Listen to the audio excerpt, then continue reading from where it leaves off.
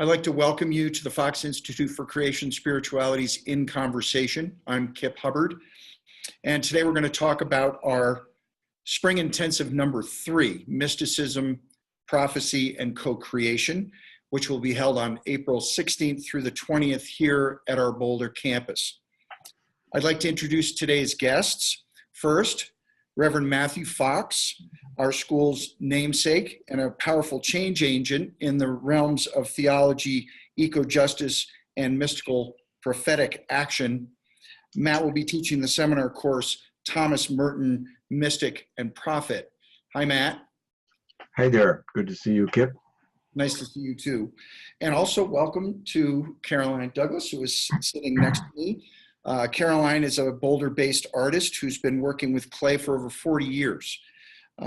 Caroline healed herself from a severe head injury through her art and loves sharing what she's learned from that journey with other creatives. And I'm very interested in learning about that too. She will be teaching the Art as Meditation course, Ignite Creativity with Clay. Hi. Hi, thank you. It's nice to meet you. So I'm going to start with Matt. Matt's teaching the seminar course. Matt, can you tell the prospective students or our audience out there about the course, your Thomas Merton course, and how Merton's life and work has and continues to shape modern mysticism? Yes, well, first of all, let me say I'm very glad to be teaching this course and with Caroline in the afternoon. We were talking earlier about whether she was related in any way to another Caroline, MC Richards, Mary Caroline Richards, because she was on our faculty for many years, and she too was very devoted to clay and pottery making, and she wrote the classic work called Centering, which brings together art as meditation and the spiritual process. So I'm excited to hear about Caroline's journey, and I'm not surprised to hear that her art has been a healing element in her life, as it's meant to be for all of us. I think our culture as a culture has lost that sometimes, and this is why we want to integrate it into our pedagogy, into education itself, that we balance our intellectual work with our creative work and our intuitive work and our hands. All art is bodily, as MC writes about, and we have to get more into our bodies and out of our heads if we're going to get in touch with our hearts again and with our deepest values. So Thomas Merton was a fellow who was also very much an artist and a creative person. He was a first-class writer. All his life, he aspired to be a writer, and he was a poet, a very significant poet. But he also was a lover of music. He played the piano. He would sneak away from his monastery in Gethsemane, which is outside Louisville, on regular basis, just to go to jazz clubs in Louisville. And he was the only white guy in the club. Louisville was very segregated in the 50s and 60s. And to this day, they're doing recordings of 80-something Black folk who were young people at the time in those clubs. And they say there's this one odd white dude who would sit in the back, and he wanted to talk about nothing but Zen meditation and jazz. That was Father Thomas Merton, the Catholic Trappist monk. And but he also took up photography in the monastery, and it became definitely a spiritual practice for him. And he really mastered the art. He became a very good photographer. He himself writes about how important creativity is to him. And he didn't have the language that I developed about the via creativa, but he definitely is singing the same tune, that our creative work is an art form, and it is a spiritual practice if we allow it to be that. So Merton, we'll be discussing, of course, his work. He wrote over 50 books. Most of them are not long, but there's a book list that people will be reading from. One of them will be my recent book on Merton called The Way to God, Thomas Merton's Creation Spirituality Journey. And this book was born on his centennial a couple of years ago. At his centennial, I was invited by the Merton Center, which is a place that holds all of his papers and so forth in Louisville, to come and lecture on Merton and myself. And I said I would, but I'd talk about Merton, Meister Eckhart, and myself, because Meister Eckhart was very important to Thomas Merton, and he's been very important in my work too. Eckhart was a Dominican, like I was. He was condemned by the Pope a week after he died, actually, when the Pope was living in Avignon, very corrupt papacy, by the way. And all people agree, all scholars agree, that he was unjustly condemned. But he was supporting the women's movement of his day, and he was supporting the peasants of his day, and he stepped on some very, what should we say, politically connected toes. But it's very well established now, and I make it very clear in my book, that the key year for Merton was 1958. He'd been a monk since 1940. And he'd been a very dualistic monk, a Augustinian monk, filled with a lot of shame and so forth, and guilt. This comes through in his autobiography, which he wrote in 1948 or so, which became a bestseller. But in 1958, he met Dr. Suzuki, the Zen Buddhist who brought Zen Buddhism to North America from Japan. And Suzuki told Merton, you should read the one Zen thinker of the West, Meister Eckhart. And Merton did that, and it flipped him. So from 1958 to 1968, when he died, and he died a very sudden, and I think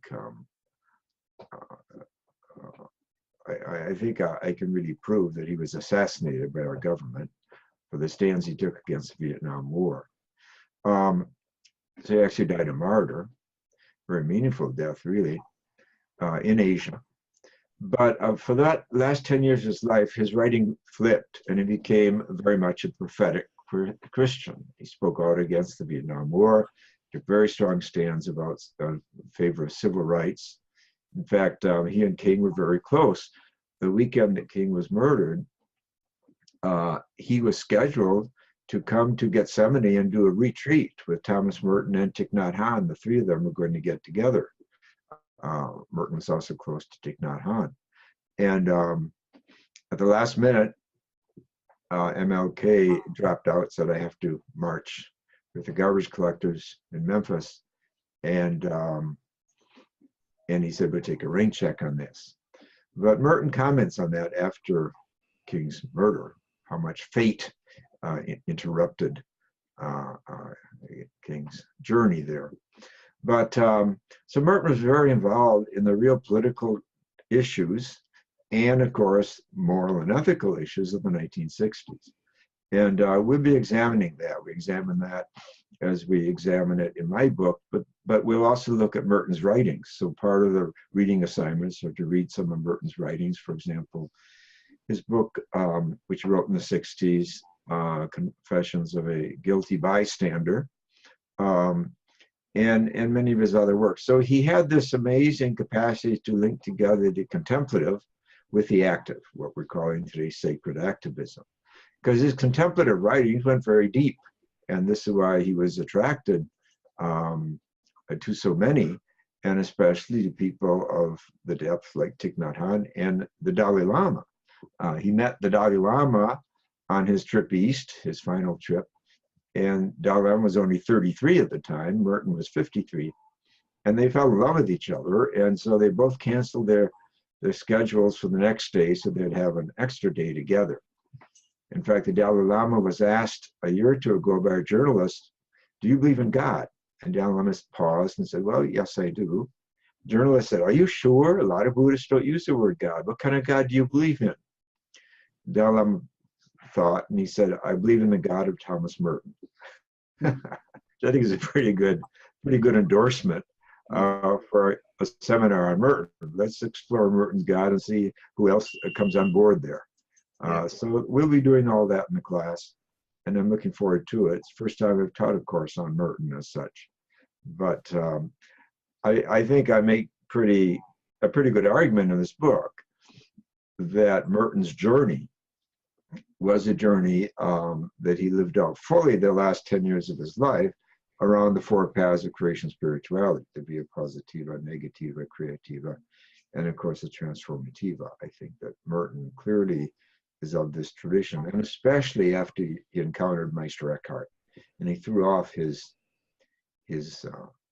guilt and guilty conscience and started taking responsibility for his own convictions and his own values and putting them into the world.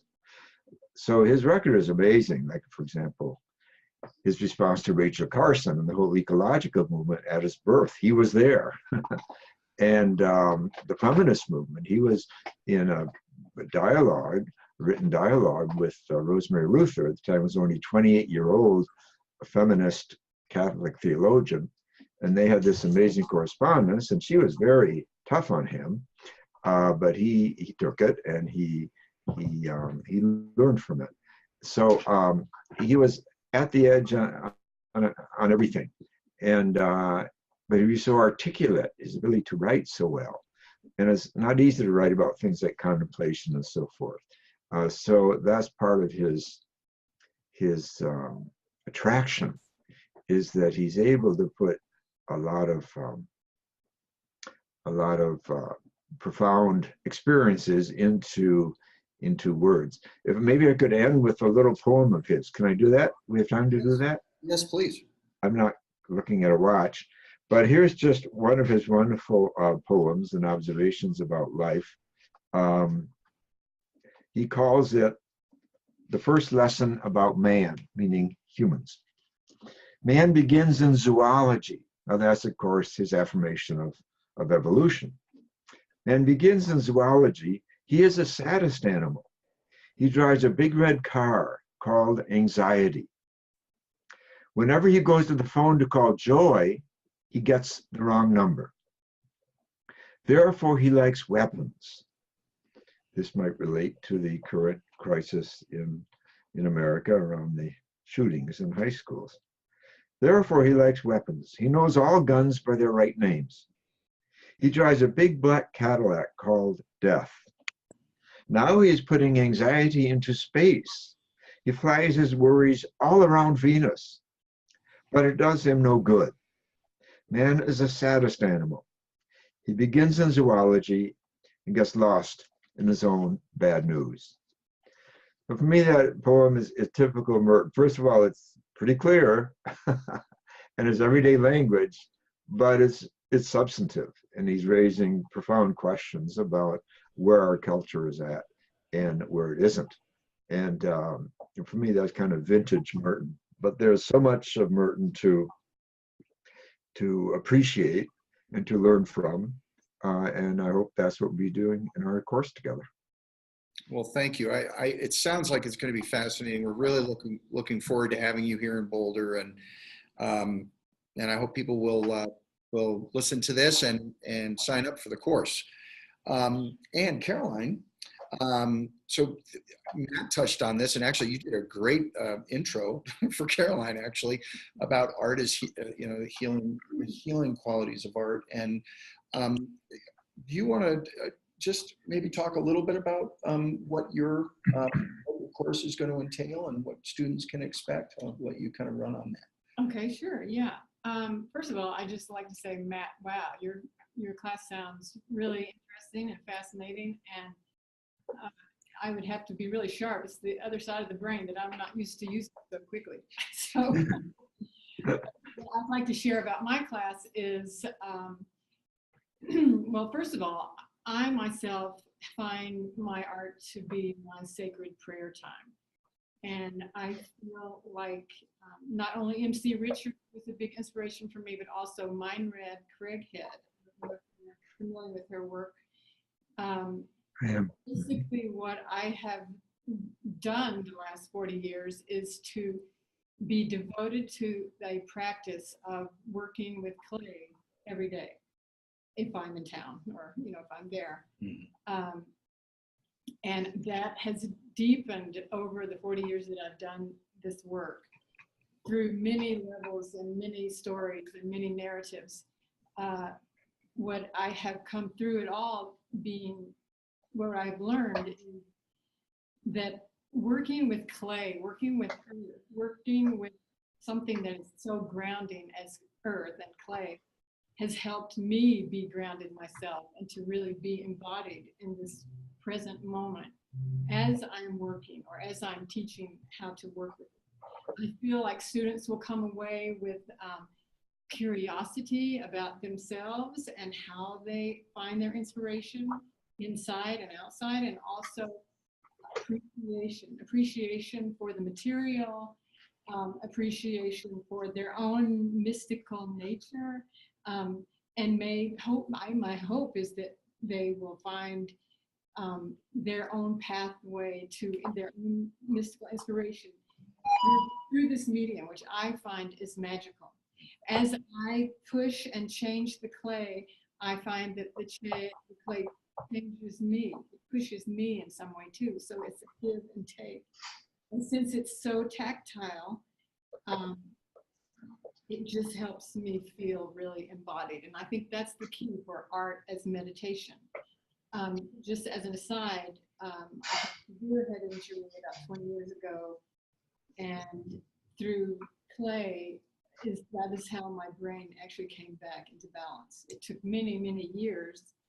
And at the beginning, I couldn't really talk and I fainted many times a day, but I could work with clay because I had that in my body. I already had been doing it for 20 years. Right.